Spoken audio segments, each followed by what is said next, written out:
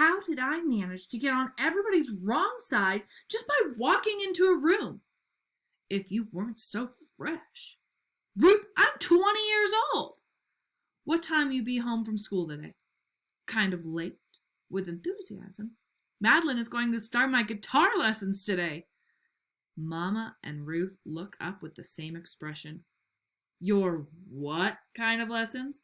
Guitar. Oh, Father. How come you done taken it in your mind to learn to play guitar? I just want to, that's all.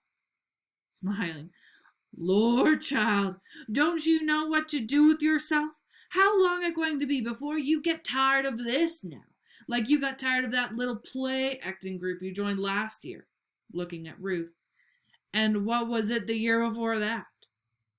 The horseback riding club, for which she bought the $55 riding habit that's been hanging in the closet ever since. To Benita.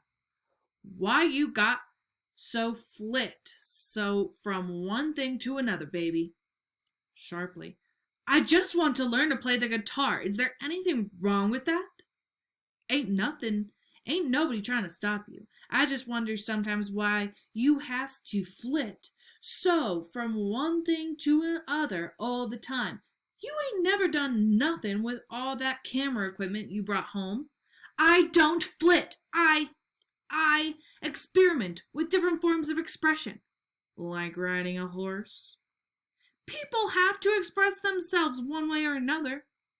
What is it you want to express? Me! Mom and Ruth look at each other and burst into raucous laughter. Don't worry, I don't expect you to understand. To change the subject. Who are you going out with tomorrow night? George Murchison again. Oh, you getting a little sweet on him? You ask me. This child ain't sweet on nobody but himself. Express herself. Oh, I like George all right, Mama. I mean, I like him enough to go out with him and stuff, but what does and stuff mean? Mind your own business. Stop picking at her now, Ruth. She chuckles, then a suspicious sudden look at her daughter as she turns in her chair for emphasis. What does it mean? Oh, I just mean I couldn't ever really be serious about George. He's so shallow. Shallow? What do you mean he's shallow? He's rich. Hush, Ruth. I know he's rich. He knows he's rich too. Well, what other qualities a man got to have to satisfy you, little girl? You wouldn't even begin to understand. Anybody who married Walter could not possibly understand. Outrage. What kind of way is that to talk about your brother? Brother is a flip, let's face it. What's a flip? She's saying he's crazy. Not crazy. Brother isn't really crazy yet. He's an elaborate neurotic. Hush your mouth. Well, as for George, well, George looks good. He's got a beautiful car and he takes me to nice places, and as my sister-in-law says, he's probably the richest boy I will ever get to know, and I even like him sometimes, but if the Youngers are sitting around waiting to see if their little Benny is going to tie up the family with the Murchisons, then they're wasting their time. You mean you wouldn't marry George Murchison if he asked you someday? That's a pretty rich thing. Honey, I knew you was odd. No, I wouldn't marry him if all I felt for him was what I feel now. Besides, George's family wouldn't really like it. Why not? Oh, Mama, the Murchisons are honest to God, real live, rich colored people, and the only people in the world who are more snobbish than rich white people are rich colored people. I thought everybody knew that. I've met Miss Murchison. She's a scene. You must not dislike people 'cause they well off, honey. Why not? It makes just as much sense as disliking people 'cause they're poor, and lots of people do that. A wisdom of the ages manner to Mama. Well, she'll get over some of this. Get over it. What are you talking about, Ruth? Listen, I'm going to be a doctor. I'm not worried about who I'm going to marry yet, if I ever get married. If?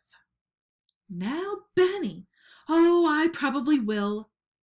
But first, I'm going to be a doctor, and George, for one, still thinks that pretty funny. I couldn't be bothered with that. I am going to be a doctor, and everybody around here better understand that. Of course you're going to be a doctor, honey, God willing. God doesn't have anything to do with it. Benita, that just wasn't necessary. Well, neither is God. I get sick of hearing about God. Benita! I'm just tired of hearing about God all the time. What has he got to do with anything? Does he pay tuition? You bout to get your fresh little jaw slapped. That's just what she needs, all right. Why? Why can't I say what I want to around here like everybody else? It don't sound nice for a young girl to say things like that. You wasn't brought up that way. Me and your father went to trouble to get you and your brother to church every Sunday. Mama, you don't understand. It's all a matter of ideas, and God is just one idea I don't accept. It's not important. I am not going out and be immoral or commit crimes because I don't believe in a God. I don't even think about it. Mean it. It's just that I get tired of him getting credit for all the things the human race achieves through its own stubborn effort. There simply is no blasted God. There is only man, and it is he who makes miracles. Mom absorbs the speech, studies her daughter, and rises slowly and crosses to Benita and slaps her powerfully across the face. After, there is only silence, and the daughter drops her eyes from her mother's face, and Mama is very tall before her. Now you say, after me, in my mother's house, there is still God. There's a long pause, and Benita stares at the floor wordlessly. Mama repeats the phrase with precision and cool emotion. In my mother's house, there is still God. In my mother's house, there's still God. A long pause. Mama walking away from Benita, too disturbed for triumphant posture, stopping and turning back to her daughter. There are some ideas we ain't gonna have in this house. Not long as I'm still head of this family.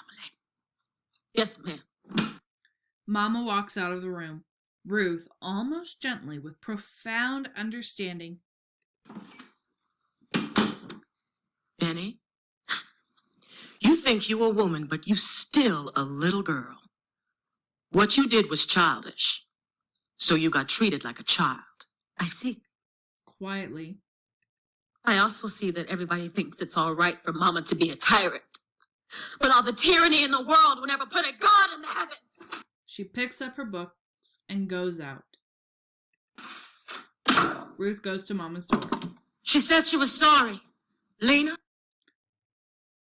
Coming out, going to her plant. They frightens me, Ruth. My children. You got good children, Lena. They just a little off sometimes, but they're good. No, there's something come down between me and them that don't let us understand each other, and I don't know what it is. One done almost lost his mind thinking about money all the time, and the other done commenced to talk about things I can't seem to understand in no form or fashion.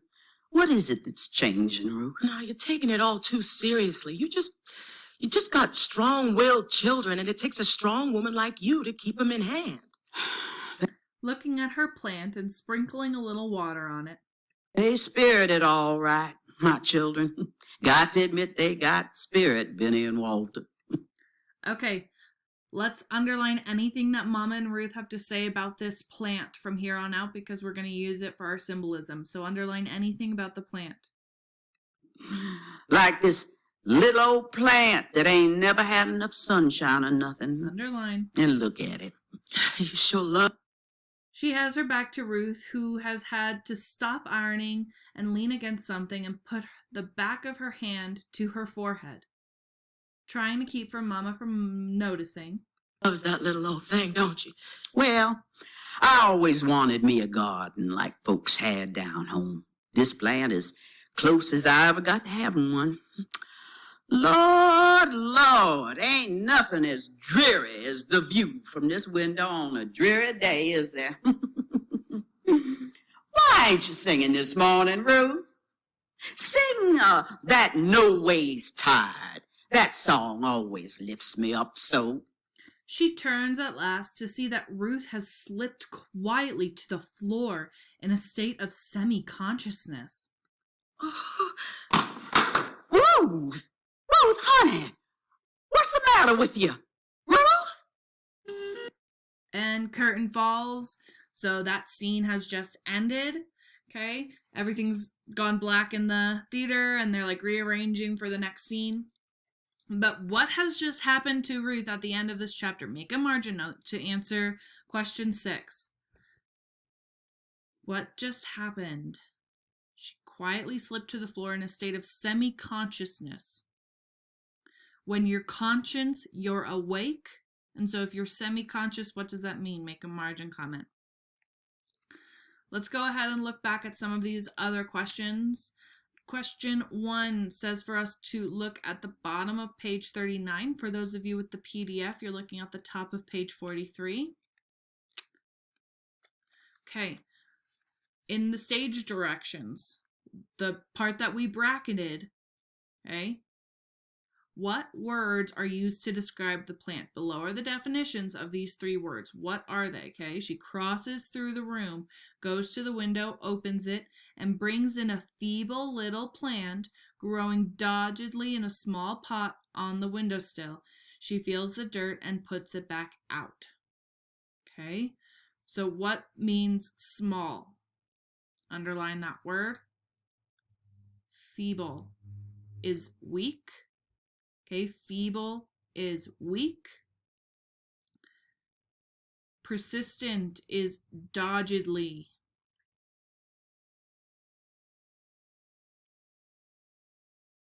Okay.